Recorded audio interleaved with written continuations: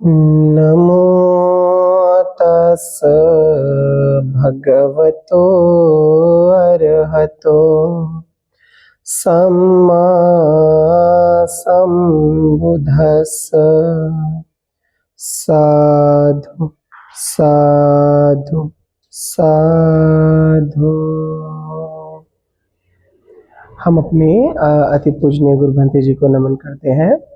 श्रद्धावंत पुण्यवंत उपासक और उपासिकाओं, हम भगवान तथागत अरहत सम्यक संबुद्ध जी के द्वारा उपदेश सद्धम्म को श्रवण कर रहे हैं। हम लोग बहुत लंबे समय से धर्म को श्रवण कर रहे हैं। हमने धर्म के अनेक अनेक विषयों को देखा, हमने धर्म के अनेक अनेक बिंदुओं को देखा। हमने समझा कि धर्म में 6 गुण है और धर्म का एक गुण है कि धर्म तत्काल फल देता है। धर्म तत्काल तुरंत फल देता है और धर्म में स्थापित होने के लिए सबसे ज्यादा जरूरी है श्रद्धा। अगर व्यक्ति में श्रद्धा नहीं तो धर्म में स्थापित नहीं हो सकता, क्योंकि धर्म को कई आकारों में समझना है तो उसको अनुभव पे समझ सकते हैं। अभी एक व्यक्ति को, जैसे समझो कि कोई व्यक्ति है जिसको बीमारी है, उसको बुखार आया है और उसको उस बुखार की स्थिति में अगर ठंड लग रही है और महीना जून का है तो जून में ठंड पड़ती है क्या? नहीं। लेकिन उस व्यक्ति का अनुभव उस जगह कहता है कि मुझे ठंड लग रही है लेकिन बाहर वातावरण में ठंड नहीं है। लेकिन जो धर्म है, धर्म भी अनुभव पे ही टिका हो सकता है। हम लोग धर्म को अनुभव से समझ सकते हैं कि हमारा अनुभव क्या कहता है। हमने धर्म को सुना, धर्म के प्रतिफलों को बोध किया नहीं किया ये तो पता नहीं, लेकिन धर्म के प्रतिफल को समझा कि असल में ये आर्य सत्य है। धर्म इस स्थिति में हमको निरोध में स्थापित करता है, इस आकार में दुखों को रोक लेता है। ये कारण है दुख आने के। हम लोगों ने इस चीज को समझा। लेकिन धर्म को जानने से पहले हम लोग ये समझे कि बुद्ध कौन है। क्या बुद्ध साधारण व्यक्ति है? नहीं। बुद्ध क्या ऐसे व्यक्ति हैं कि बुद्ध पैदा हुए, अभी दोबारा और कोई भी पैदा हो गया बुद्ध बन सकता है? वैसा भी नहीं है। कई जगह तो ये भी मिथ्या है कि बहुत सारे लोग ये भी कहते हैं कि नहीं नहीं भंते जी, बुद्ध साधारण व्यक्ति हैं, बुद्ध इतने साधारण है कि कोई भी बुद्ध बन सकता है। ऐसा भी लोग कहते हैं कि कोई भी बुद्ध बन सकता है, जबकि ऐसा संभव नहीं है। वो घोषणा, उस अनुभव में जीना संभव नहीं है। आम आदमी के बस की बात तो नहीं है। अगर हम आज एक आम उपासक को देखें, आम व्यक्ति को देखें, तो आज व्यक्ति जब छोटे से छोटी पोस्ट के लिए जब कोई तैयारी करता है, जिसे मानो उसको कोई कांस्टेबल बनना है या आईएएस आईपीएस बनना है या किसी बैंक में जॉब चाहिए, यानी कि गवर्नमेंट सर्विस जो भी चाहिए, उस छोटी सी जॉब के लिए जब वो तैयारी करता है तो क्या 1-2 महीने में तैयारी कर लेता है क्या? नहीं, उसको सालों लग जाते हैं। उस माइंडसेट के साथ वर्क करने में सालों लग जाते हैं। और भगवान सत्था देव मनुष्यानं, देवता और मनुष्यों के गुरु। तो क्या भगवान को बुद्ध बनने तक के लिए क्या एक ही जन्म काफी रहा? एक ही जन्म पर्याप्त रहा? नहीं। ऐसे अनेकों जन्म भगवान ने लिए, अनेकों जन्म वो अनेक अनेक स्थिति से निकल कर आए, अपनी पारमिताओं को परिपूर्ण किया। और जब पारमिताओं को परिपूर्ण किया तब भगवान बोधिसत्व बन के पैदा हुए, और बोधिसत्व बने तो फिर बुद्ध बने और सारे कलेशों को भगन किया। भगवान के लिए लोगों ने अनेक अनेक तरीके से लोगों ने उनके लिए नाम यूज किए, नाम प्रयोग में लिए। आज हम लोगों को देखते हैं तो लोग अपने अपने तरीके से डींगे हाँकते हैं कि हम ये हैं, हम ये कर देंगे, हम वो कर देंगे। लेकिन चंद अगर कुछ साल पीछे जाए तो 10 साल 20 साल 50 साल पीछे जाए तो उसका अनुमान लगाना संभव नहीं है। तो भविष्य में क्या होगा, व्यक्ति इसके अपेक्षा में लगा हुआ है, वर्तमान स्थिति में जीते हुए। लेकिन पूर्व काल में कितना समय गुजर गया है, किस स्थिति से वो समय गुजरा है, किस आधुनिकता में हम लोग आज जी रहे हैं, ये बताना संभव नहीं। आम व्यक्ति के अंदर तो संभव नहीं। लेकिन भगवान, जो एक व्यक्ति चाहे कितना भी श्रेष्ठ बन जाए, चाहे वो व्यक्ति कितने भी ऊंचे पद पर पहुंच जाए, अच्छा लगना, बुरा लगना, अतिमान, गुस्सा, क्रोध, नफरत, ईर्ष्या, उसके अंदर जलन, घृणा, लड़ाई, वेदनाएं, ये उसका पीछा नहीं छोड़ते। आदि आदि कलेश उसका पीछा छोड़ते क्या? नहीं। वो व्यक्ति, उसको अच्छा भी लगता है, अच्छा लगता है तो बुरा भी लगेगा, उसको भूख लगती है तो प्यास भी लगेगी, ये नियम है प्रकृति का। तो व्यक्ति इन इन स्थितियों से आगे निकल रहा है, और जब इन इन स्थितियों से आगे निकलता है तो उसके लिए भविष्य में क्या होगा, वर्तमान में क्या है और भूतकाल में क्या हुआ है, ये उसके लिए बहुत बड़ी एक पहेली है। हम लोग भगवान के अनुसार, धर्म के अनुसार तो जीवन जीना चाहते हैं, लेकिन हमारे पास वो पद्धति नहीं है, वो वातावरण नहीं है कि धर्म। अच्छा, भिक्षु आज हमारे लिए वत पूजा करने में कितनी मुश्किल होती है ना। हम लोग धर्म का अनुसार जीवन जिए। एक व्यक्ति अगर एक दिन उपोषण भी धारण करता है तो उसके लिए बहुत ऐसा उसको प्रॉब्लम होता है, शील पालन नहीं कर पाता वो व्यक्ति। शुद्ध रूप से तो बहुत कम लोग हैं जो शील पालन कर पाते हैं। क्यों? क्योंकि वैसा वातावरण हमारे पास नहीं है।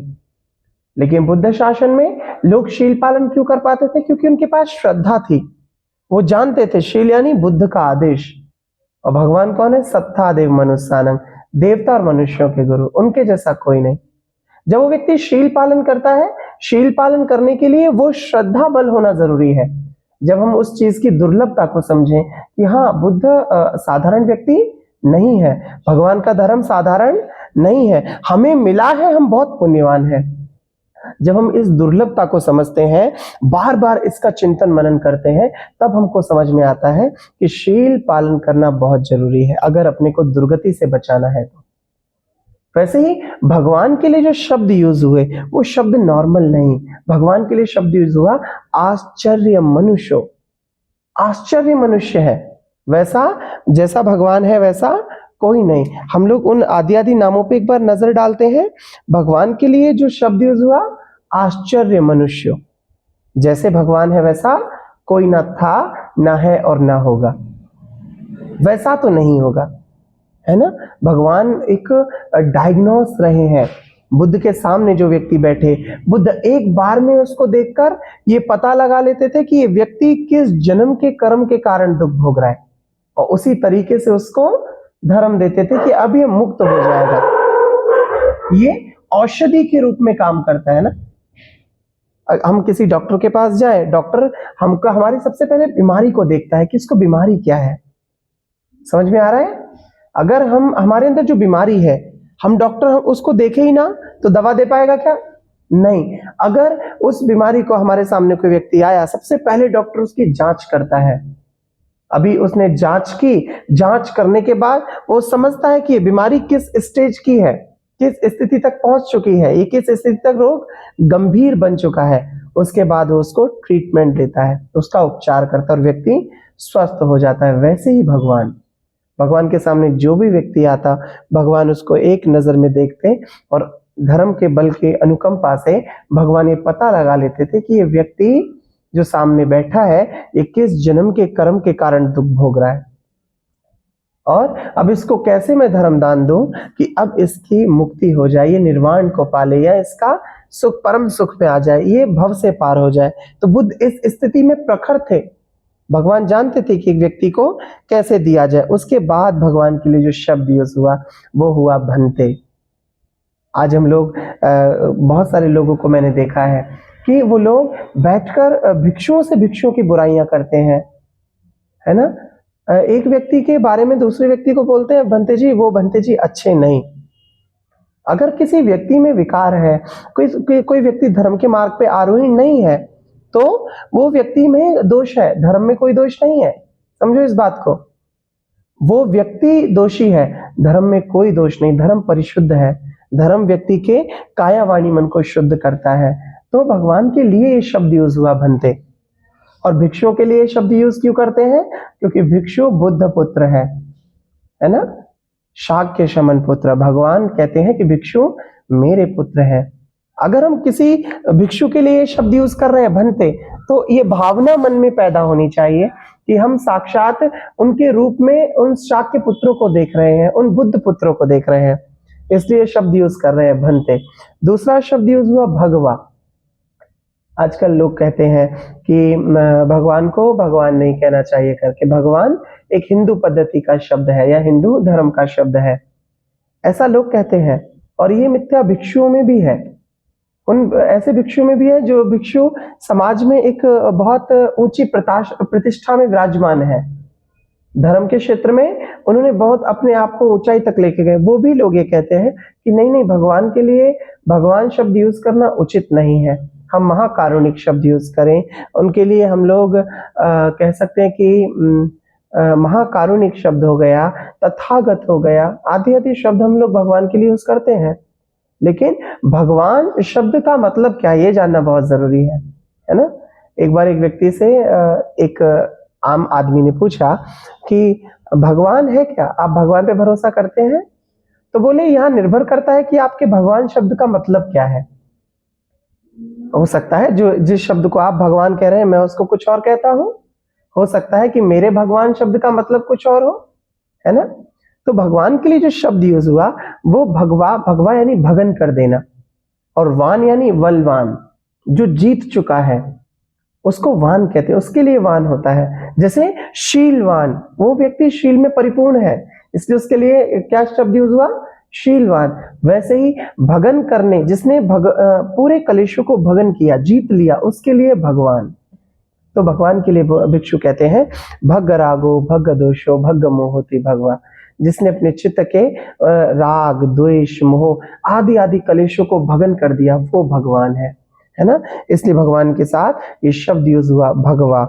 उसके बाद सुगतो, सुगत महावीर, महावीर यानी 10 बलों में परिपूर्ण, 10 पारमिताओं को परिपूर्ण करने वाले, भगवान के जैसा बलधारी कोई नहीं। उसके बाद चक्षुम, चक्षुम यानी ज्ञान की आंखों वाला, जिसके पास वो आंखें हैं, वो चक्षु में बल है कि भगवान जो एक आम आदमी नहीं देख सकता वो भगवान देख सकते हैं। इसलिए भगवान मार को देखते समय प्रज्ञा की 2 धारी तलवार और मैत्री के हाथों का प्रयोग करते। भगवान उस स्थिति में उसको देखते हैं कि अगर मैंने इसको पराजित नहीं किया तो मैं बुद्ध नहीं बन सकता।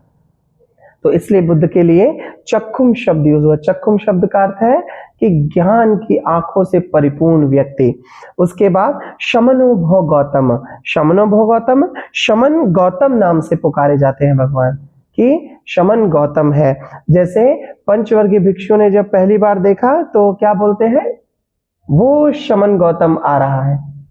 वो परिव्राजक थे जो इसी पतन मृगदाव में क्या कर रहे थे, सुगतिगामी बनने के लिए प्रयासरत थे, उस ज्ञान को पाने के लिए प्रयास कर रहे थे गलत दिशा में, जटिल पटिपदा में। और भगवान जब पहुंचे तो भगवान ने उन पर अनुकंपा की और उनको भिक्षु बनाया, परिव्राजक से भिक्षु बनाया, शमन बनाया, और शमन बना के वो अरहंत हुए, परम निर्वाण को पाया। और बुद्ध कहते हैं निर्वाण के जैसा कोई सुख नहीं है। उसके बाद मारिस, मारिस नाम से पुकारा भगवान को, जिन्होंने मार सेना पे विजय प्राप्त की, वो है मारिस। ऐसे आदि आदि गुणों से भगवान सुशोभित है ना। तो बुद्ध बनने के लिए उनको एक जन्म सफिशिएंट नहीं रहा। भगवान के लिए जो भगवान के लिए कहते हैं कि 4 असंख्य 1 लाख कल्प, 4 असंख्य 1 लाख कल्प, बहुत बड़ा एक समय सीमा है ना। तो भगवान को इतना समय लगा बुद्ध बनने में। और अब भिक्षुओं ने जब ये शब्द पहली बार सुना कि भगवान कल्प क्या है, ये शब्द बड़ा अटपटा है कि कल्प क्या है, तो भगवान कहते भिक्षुओं कल्प समय की वो सीमा है जिसको गिनतियों में नहीं नाप सकते।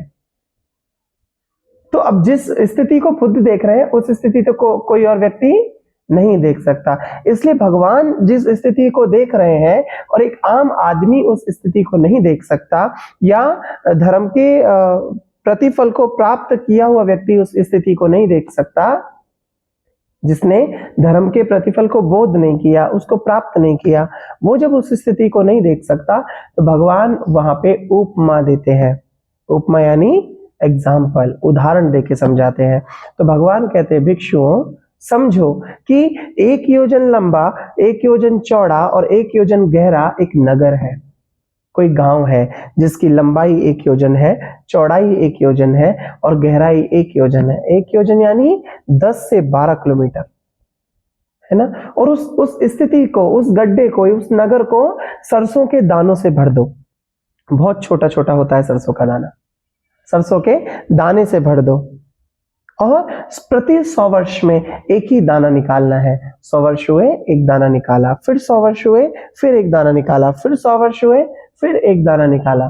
भगवान कहते हैं कि बहुत शीघ्र वो नगर समाप्त हो जाएगा, लेकिन कल्प का समय खत्म नहीं हो सकता। ऐसे 4 असंख्य 1 लाख कल्पों के बाद वो व्यक्ति बुद्ध बना। इतने लंबे समय तक भगवान ने प्रैक्टिस की। ये है कल्प। बुद्ध को पूछा कि भगवान अब तक कितने कल्प गुजर चुके हैं, ये बताना संभव है क्या? भगवान बोले ये बताना संभव नहीं है कि अब तक कितने कल्प गुजर चुके हैं। तो बुद्ध कहते हैं कि भगवान, भिक्षु भगवान को बोल रहे हैं कि भगवान प्रकृति कब से बनी है ये बताना संभव है? तो भगवान बोले नहीं, ये बताना भी संभव नहीं कि प्रकृति कब से बनना शुरू हुई है। कि भगवान अगर उपमा से समझना हो तो बुद्ध कहते हैं कि समझो कि अब तक कितने कल्प गुजरे हैं, ये मैं उपमा से समझाता हूं कि संभव क्यों नहीं है बताना। तो भगवान कहते हैं कि समझो कि 4 शमण हैं, ऐसे भिक्षु हैं जो 4 भिक्षुओं को खड़ा किया और प्रत्येक भिक्षु की उम्र 100 साल की उपमा में रखो कि इस भिक्षु की उम्र 100 साल है, उस भिक्षु की उम्र दूसरा का भी, तीसरे का भी और चौथे का भी, चारों भिक्षुओं की उम्र 100 साल है। अब प्रत्येक एक भिक्षु 1 लाख कल्पों को डेली याद भी करता है। कितने कल्पों को? 1 लाख कल्पों को अगर एक भिक्षु डेली याद भी करता है तो 4 भिक्षु डेली कितने कल्पों को याद करेंगे? 4 लाख, है ना। 4 लाख कल्पों को अगर डेली वो भिक्षु डेली याद करे तो उनका जीवन खत्म हो जाएगा। लेकिन अब तक जितने कल्प गुजरे हैं ये बताना संभव नहीं। समझ में आ रहा है? ये बताना संभव ही नहीं है। इसलिए अपने आप को कृतज्ञता में लेके आओ, अपने आप को इस स्थिति में पुण्यवान समझो कि हमको बुद्ध शासन मिला, है ना। हम लोग धर्म को सुन रहे हैं, बोध होगा वो पुण्य पे डिपेंड करता है, लेकिन हम श्रवण भी कर पा रहे हैं, ये भी नॉर्मल नहीं है ना। इसलिए भगवान का धर्म सुनने तक, बुद्ध शब्द सुनने को पुण्य लगता है। कल्प इतना बड़ा और 4 असंख्य 1 लाख कल्प, समझो। बुद्ध कहते हैं कि मैंने बुद्ध बनने तक जो जन्म लिए, उस जन्म लेने में जब मैंने दान की पारमिताओं को परिपूर्ण किया, तो जब मैंने आंखें दान दी तो आसमान में जितने तारे हैं, पूरे आसमान में हमको जितने तारे दिखते हैं ना, उन तारों को एक बगल रख दो और मेरी दान दी हुई आंखें एक बगल रख दो तो ये तारे कम पड़ जाएंगे उन आंखों के सामने। इतनी आंखें दान दी हैं भगवान ने, है ना। राहुल को एक बार दान थोड़ी दिया है, नहीं, बहुत बार दान दिया है। हम लोग पूरे जीवन भी रोएं तो भी एक बकेट भर सकता है क्या? नहीं, एक बाल्टी आंसू इकट्ठा नहीं हो सकते। भगवान कहते हैं भिक्षुओं, एक व्यक्ति दुख तकलीफ के कारण इतनी बार अपने आंसू बहा चुका है जन्म ले लेकर कि 4 महासमुद्र के जल को एक तरफ कर दिया जाए और वो बहे हुए आंसू एक तरफ कर दिए जाए तो समुद्र के जल, समुद्र के पानी से वो आंसू ज्यादा होंगे। इमेजिन करो किस स्थिति से हम लोग निकल के आए हैं, है ना। भगवान राजा के घर में पैदा हुए, शुद्धोधन, उस समय में बहुत ज्यादा धनी व्यक्ति है। भगवान के लिए अनेकों सुख उपलब्ध कराए गए, अनेकों सुख उपलब्ध कराए गए। और भगवान ने जब उस वृद्ध व्यक्ति को देखा, उस बीमार व्यक्ति को देखा, बच्चे को देखा, मृत व्यक्ति को देखा, तो भगवान के अंदर वो वैराग्य पैदा हुआ कि ऐसा क्या है जो इस स्थिति से भी परे है। क्या है ऐसा कि जिस स्थिति को प्राप्त करने का व्यक्ति की ये गति नहीं होनी चाहिए। तब वो खोज उत्पन्न हुई और उस खोज उत्पन्न हुई, वैराग्य में परिपूर्ण हुए और बुद्ध हो गए। 6 साल की जटिल साधना के बाद जब कुछ प्राप्त नहीं हुआ तब भगवान ने मध्यम पटिपदा को प्राप्त किया और मध्यम पटिपदा को प्राप्त करने के बाद वो साधारण व्यक्ति जो 4 असंख्य 1 लाख कल्पों से प्रयासरत था, प्रैक्टिस कर रहा था पारमिताओं को परिपूर्ण करने के लिए वो व्यक्ति वज्रासन पे बोधि वृक्ष के नीचे बुद्ध बन गया। सत्ता देव मनुष्यानम, देवता और मनुष्यों के गुरु, उनके जैसा कोई नहीं। तो समझो इस बात को कि कितनी दुर्लभ है बुद्ध शासन में टिके रहना। अभी आप लोगों के पास पुण्य है, तो पुण्य है तो इतना बलवान है कि धर्म सुन पा रहे हो। जिस दिन पुण्य समाप्त हो गया उस दिन धर्म से ऐसे दूर हो जाएंगे जैसे समुद्र की गहराई में कोई जीवित प्राणी मर जाता है ना। समुद्र की गहराई में अगर कोई जीवित प्राणी मर जाए, जैसे कोई मछली मर जाए, कोई कछुआ मर जाए, है ना, जो प्राणी समुद्र के अंदर रहते हैं, जल के भीतर रहते हैं, अगर वो प्राणी मर जाए तो वो अपने आप तैरकर किनारे पे आता है। वैसे ही व्यक्ति धर्म से दूर हो जाता है जब उसके पास पुण्य ना हो। तो उसका कारण कुछ भी रहे, हेतु प्रत्यय कुछ भी बने, लेकिन वो धर्म से दूर होता है क्योंकि उसके पास पुण्य नहीं। इसलिए पुण्य का संपादन करो, जैसी भी स्थिति हो, जो भी स्थिति हो, उस स्थिति में पुण्य को इकट्ठा करो और फिर जीवन सुखी बनता है। भगवान कहते हैं जिस व्यक्ति के पास पुण्य नहीं है उस व्यक्ति के जीवन में सुख भी नहीं हो सकता। हो सकता है क्या? नहीं, सुख भी नहीं हो सकता। हमको धर्म क्रिया करने के बाद, हमको दान करने के बाद, हमको धर्म श्रवण करने के बाद ऐसा एक अलग अनुभव होता है ना, वो सुख जो अनुभव होता है वही एहसास है कि हमने पुण्य को अर्जित किया है।